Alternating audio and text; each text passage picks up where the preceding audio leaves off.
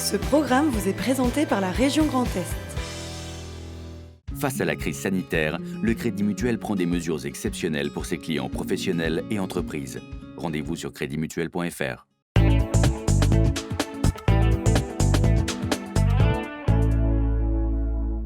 Bonsoir à tous, vous êtes sur Alsace 20.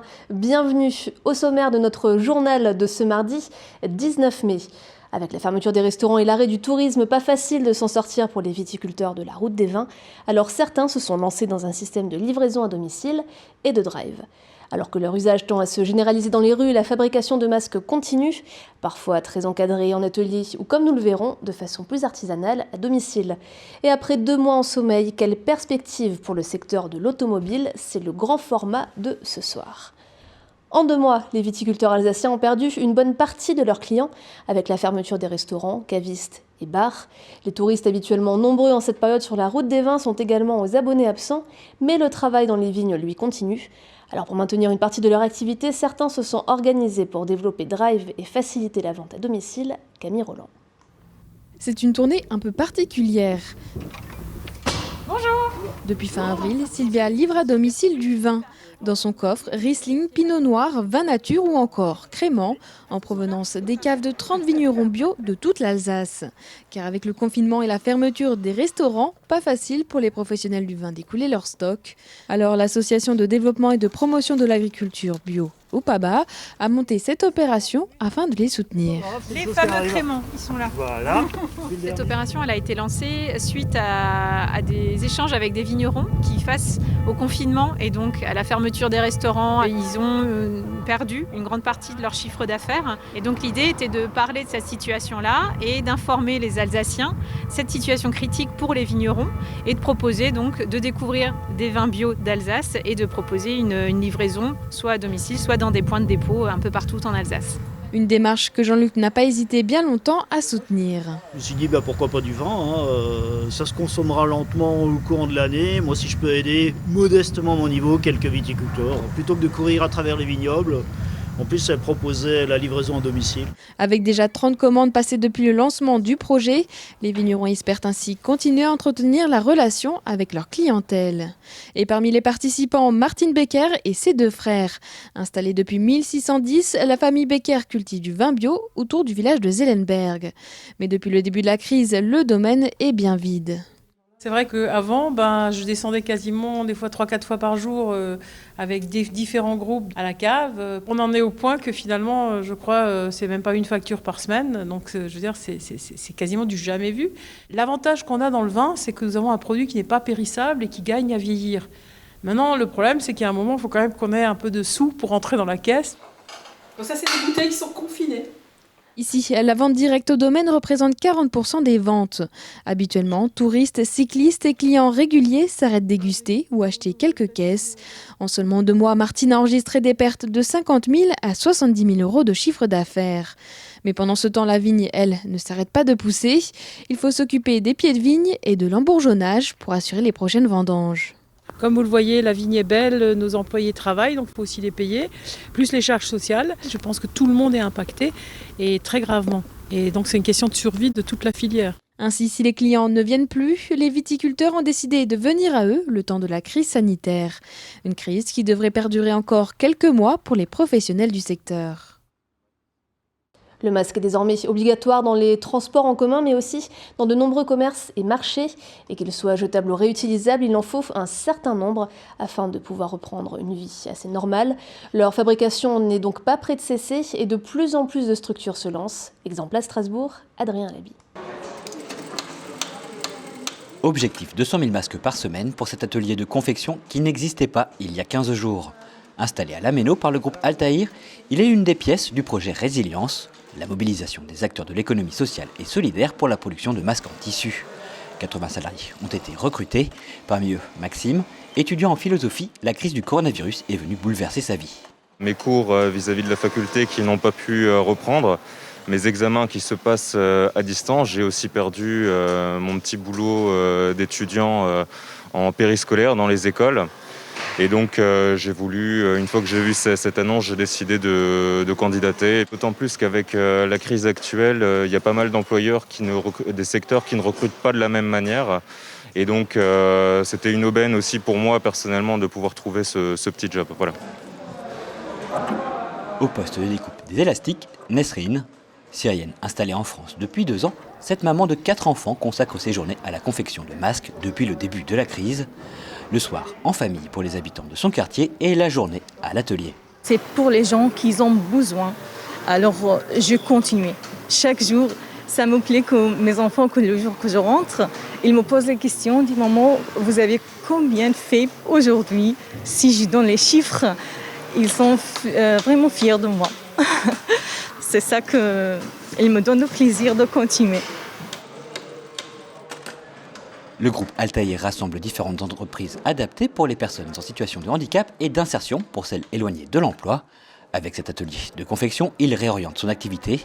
Une opportunité qu'a su saisir Alexis, le jeune homme qui a perdu son emploi dans la restauration souhaitait depuis longtemps se lancer dans la couture. Moi qui aimerais bien travailler vraiment là-dedans, ça a été une bonne expérience pour pouvoir justement avoir plus d'expérience là-dedans et peut-être un peu plus s'informer sur la réalité de la chose. Et pour l'instant, oui, franchement, c'est plutôt probable que je continue à travailler là-dedans. Chez Altaïr, si pour le moment on gère l'urgence, l'équipe espère bien pérenniser l'activité de confection. Aujourd'hui des masques, demain peut-être des vêtements. Les acteurs de l'économie sociale et solidaire espèrent bien faire la démonstration que relocaliser n'est pas impossible. C'est pas parce qu'on achète un masque moins cher en Chine que pour autant c'est plus économique. Aujourd'hui, est-ce que c'est plus économique de mettre des gens au chômage chez nous et d'aller acheter moins cher en Chine? Ou est-ce que c'est plus économique de se dire ok, le masque il coûte peut-être un petit peu plus cher, mais on a des gens qui travaillent de chez nous? Voilà, je pense que c'est vraiment une question de société à se poser. Je pense que c'est valable pour tous les secteurs d'activité, que ce soit l'agriculture, que ce soit sur plein d'autres choses. Il faut qu'on ait des débats de fond aujourd'hui et finalement qu'on se dise où est le gain final et où est le gain pour la société et pour les gens qui la composent. Confectionnés avec la matière première fournie par le pôle textile Alsace, les masques sont réutilisables jusqu'à 30 fois. Et puis si vous avez ressorti votre machine à coudre pour fabriquer vos propres masques, vous n'êtes pas les seuls, comme nous le montrent nos journalistes Cécile Motz et Fanny Kunz à Rosheim et Dambach-Neuenhofen. Il y a celles qui découpent les élastiques, celles qui repassent, celles qui cousent et celles qui préparent les commandes. Au couvent des Bénédictines de Rosheim, les 10 sœurs sont mises à contribution. Privées de leurs activités lucratives, l'accueil et la vente d'hosties, la communauté des Bénédictines s'est retrouvée sans revenus. Les sœurs se sont alors lancées dans la création de masques en tissu. L'artisanat monastique, qui est une association nationale, a sollicité les communautés. Nous avons dit, on va essayer. On a de la chance d'avoir une couturière parmi nous et puis quelques amis qui sont des couturières aussi. Comme toute bonne communauté monastique, on avait dans nos placards des coupons qui allaient très bien pour faire ce genre de choses. Mais aujourd'hui, on s'appuie surtout sur une collecte. On a trouvé la formule qui allait bien. Et aujourd'hui, toute la communauté, couturière ou pas, travaille à cette activité. Déjà plus de 2000 masques vendus 5 € pièce ont été réalisés depuis le début du confinement. Expédiés dans toute la France, ces masques sont également vendus localement et à récupérer sur place. De l'autre côté de l'Alsace, dans les Vosges du Nord, il y en a aussi pour tous les goûts. À l'initiative de Valérie Bockel, des bénévoles ont réalisé quelques 700 masques pour le village de Dambach-Neuenhofen. Après une première distribution massive le 25 avril, Valérie a décidé de ne pas s'arrêter. Depuis le début du confinement, elle a réalisé environ 1000 masques. J'ai remarqué que des infirmiers libéraux avaient besoin de masques et le personnel d'EHPAD également, ils n'étaient pas très préparés. Et du coup, on s'est dit avec toute la famille, pourquoi pas faire des masques pour ces personnes-là. On a fait pratiquement un peu plus de 80 masques bénévolement avec la famille. Toute la famille s'y est mise et on est parti dans cette aventure. Et depuis, je fais que ça. Tous les jours, je fais des masques. Alors pour des personnes qui travaillent dans les EHPAD, des personnes qui en ont besoin, qui devaient repartir travailler, etc., etc. Donc le but, c'est vraiment d'aider ces gens-là et tout ça gratuitement. Mais elle n'est pas seule dans cette aventure. Pour sa fille de 10 ans, Chloé, donner un peu de son temps de confinement pour les autres était une évidence. La couture, j'aime vraiment ça. J'ai fait pour ma tati et pour ma meilleure amie. J'aime bien aider les gens et du coup, ça me fait plaisir. Valérie et sa fille réalisent chaque jour des dizaines de masques qui sont envoyés à travers toute l'Alsace. À noter que les masques en tissu se lavent à 60 degrés, se sèchent sans sèche-linge et ne se portent que quelques heures. Et direction Haguenau maintenant pour le grand format de ce soir. Quelles perspectives pour le secteur automobile? Quelles mesures de sécurité sont mises en place dans les concessions? Lionel Augier.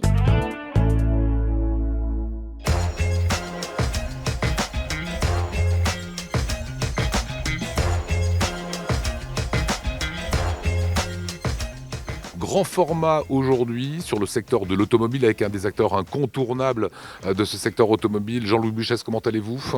Ça va très bien, merci beaucoup. Voilà, on est ici à Haguenau. Les marques autour de moi, c'est plutôt DS et Citroën. Mais vous gérez 9 marques dans 9 villes actuellement ? Nous sommes présents sur l'ensemble du territoire alsacien, de Mulhouse à Saverne, au col de Saverne, même jusqu'à Sarrebourg.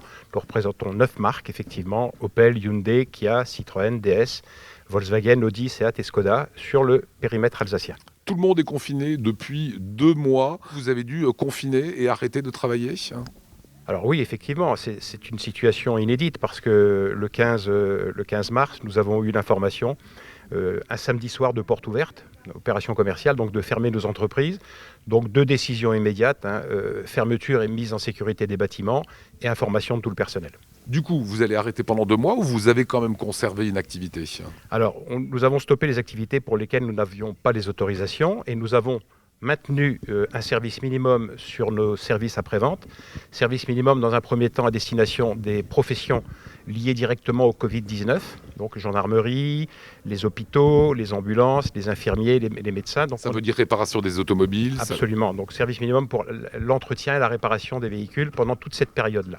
Et puis ensuite, progressivement, au bout de 4 semaines, nous avons accepté de prendre en réparation les véhicules de nos clients qui nous sollicitaient. Et là, nous avons adapté progressivement nos effectifs pour répondre à la demande. Durant cette période, vous allez aider le personnel soignant ? Nous avons été très actifs parce que vis-à-vis du personnel soignant, nous avons offert plus de 4000 housses, des kits de protection pour l'ensemble du personnel soignant. Et nous avons également, sur les services de la gendarmerie et de la police, offert plus de 1000 kits de protection également pour leurs véhicules. On vient d'arriver dans cette concession. On a vu tous les gestes barrières que vous êtes arrivés à mettre en place.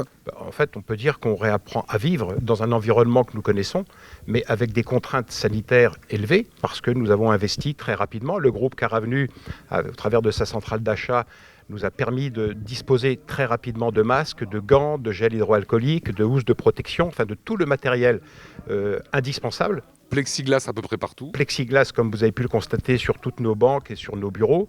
Donc ça nous permet de sécuriser, bien entendu, nos collaborateurs, mais aussi, bien sûr, simultanément, de sécuriser nos clients. Aujourd'hui, quand on vient ici, on a envie d'essayer un nouveau véhicule, un nouveau modèle, on veut acheter une voiture, on fait comment ? Les véhicules sont fermés, donc à la demande du client, nous ouvrons le véhicule.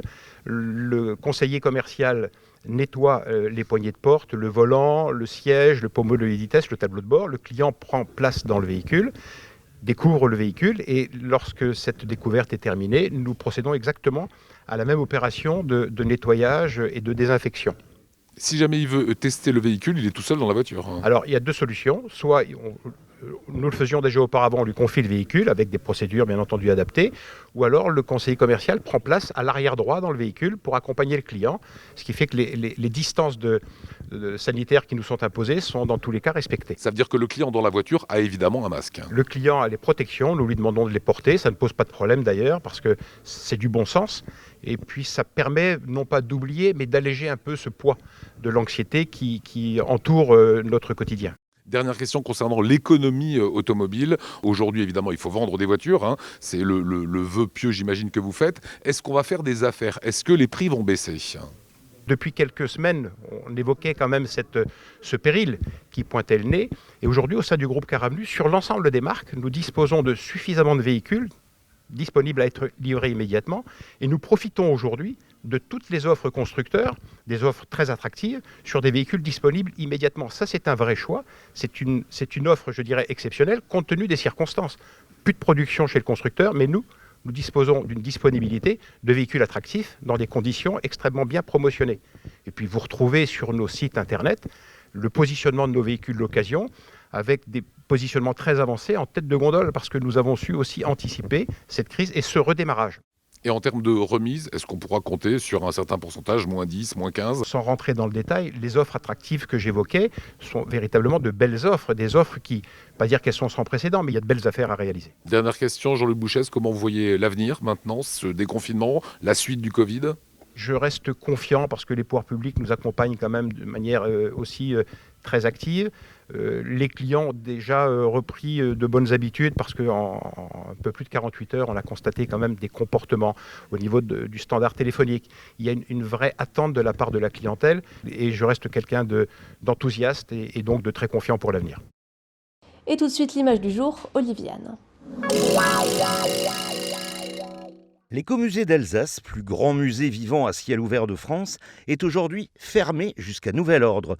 Des travaux ont pris du retard et il faut également adapter le circuit de visite aux mesures de prévention contre le Covid-19. Mais de nombreux Alsaciens ont adressé des messages de soutien à leur musée durant le confinement. Aujourd'hui, vous pouvez faire mieux, acheter le pass solidaire qu'ils viennent de lancer.